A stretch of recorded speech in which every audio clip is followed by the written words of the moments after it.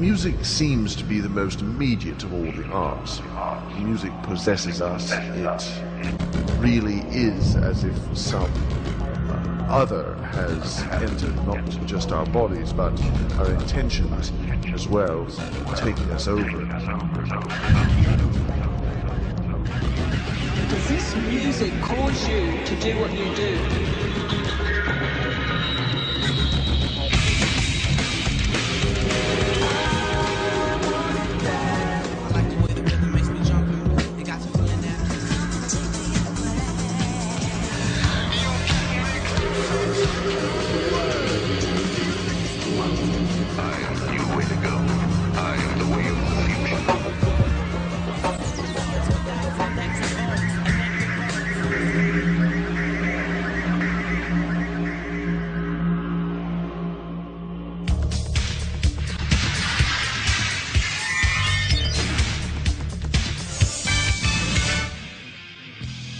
In tonight's Nose on the News special report, we'll be examining the controversial question, can the music we listen to affect our lifestyles and beliefs?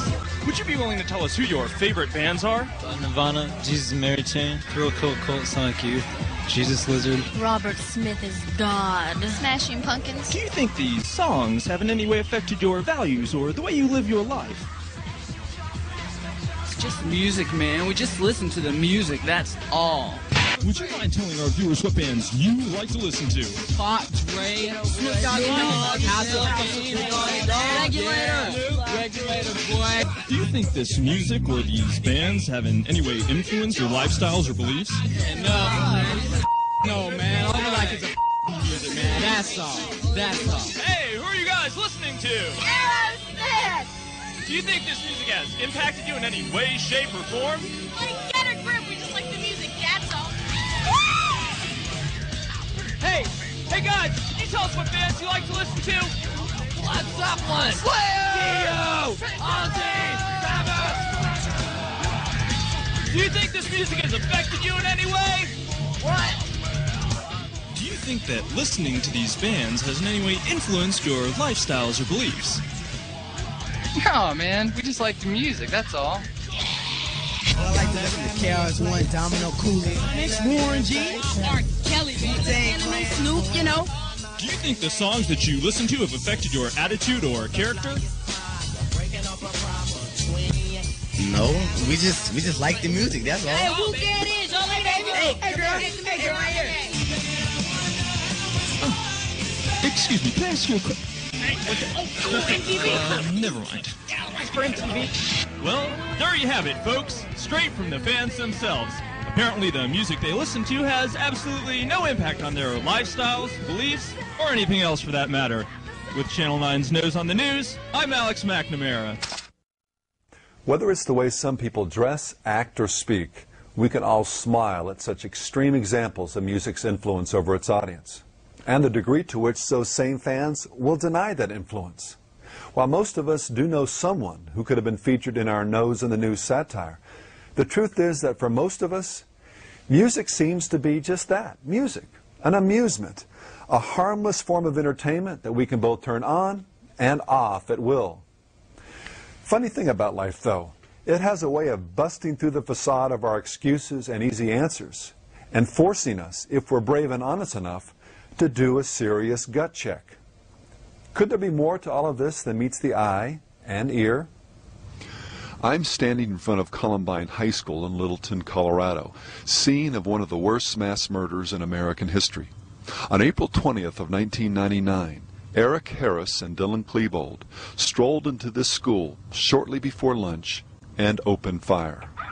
After killing 12 classmates and a teacher, and planning at least 30 bombs with the intent of killing hundreds more, they turned their guns on themselves. A stunned nation was once again forced to gaze into the abyss of evil and ask, why? How can two so young do something so unspeakably depraved? What force or circumstance can turn former Boy Scouts living in two-parent homes in an affluent suburb, young men blessed with health, intelligence, and good looks, into two assassins who laughed as they hunted down their victims, killing them in cold blood? As America and much of the world grappled with this question, parallels began to be noted to other recent acts of senseless destruction and mayhem.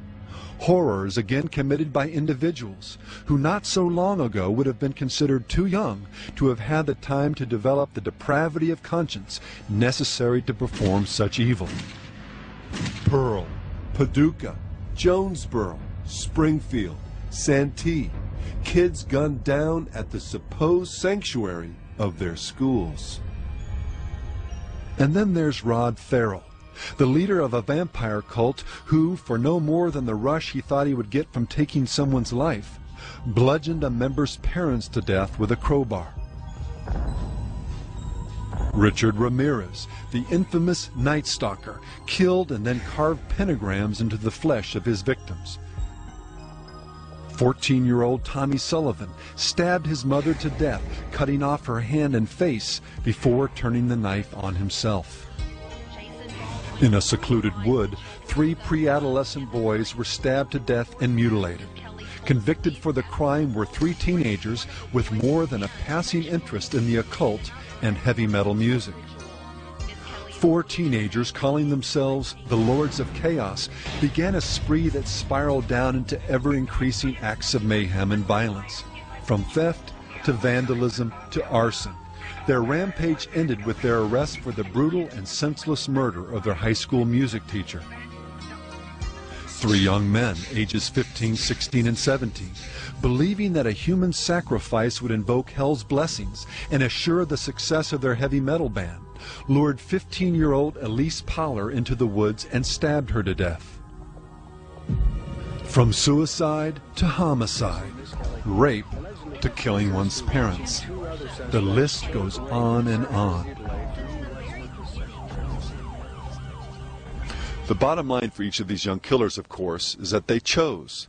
They made a conscious decision to pick up a knife or a gun or a bomb and kill.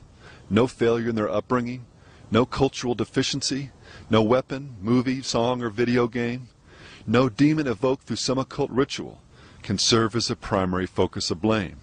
They are killers because they killed. But, that said, we would still do well to consider those cultural phenomena that may have helped move them along towards that point of decision.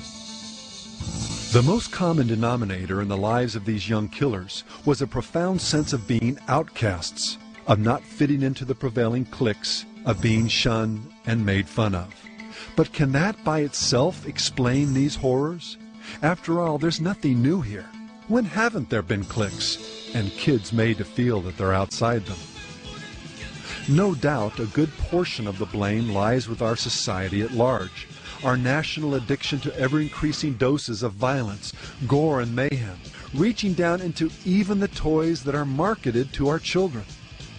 The general coarsening of our culture, shattering taboos concerning everything from language to sex. The sacrifice of moral absolutes upon the altar of relativism. The lack of true heroes and strong moral leadership. This and more has contributed to the steady erosion of the foundation of honor, civility, and self-sacrifice that is necessary to bring out the best in a nation's citizens while keeping the worst at bay.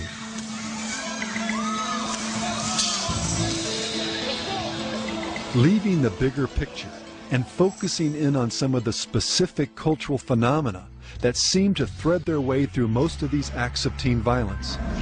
The occult, whether through dabbling or outright obsession, was uncomfortably common. 3D shooter games like Quake and a fascination with violent movies were another prevalent theme. But perhaps the most widespread link to the world of pop culture was the music that so often seemed to score, like a Hollywood movie, their individual descents into anarchy and senseless violence. From Marilyn Manson to Rammstein, gangster rap to grunge, Metallica. Their fans are so hardcore, it's like almost like a religion. To KMFDM.